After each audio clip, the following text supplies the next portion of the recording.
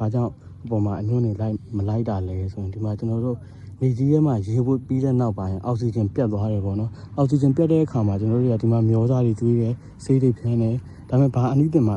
ပြမှာမဟုတ်တော့ဘူးပေါ့နော်ဘာလို့လဲဆိုတော့ဒီအမြင့်က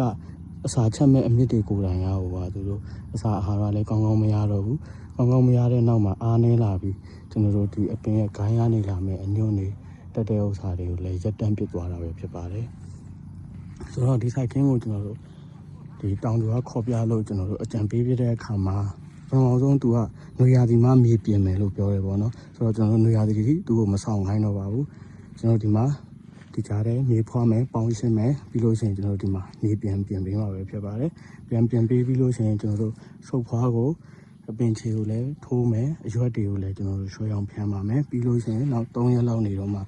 ကျွန်တော်တို့မြေရောစာကျွေးသွားမှာပဲဖြစ်ပါတယ်ဆိုတော့ဒီစပစ်ခင်းရဲ့မှတ်တမ်းကိုကျွန်တော်ဒီမှာစုပ်ဖွားတော့မပြုခင်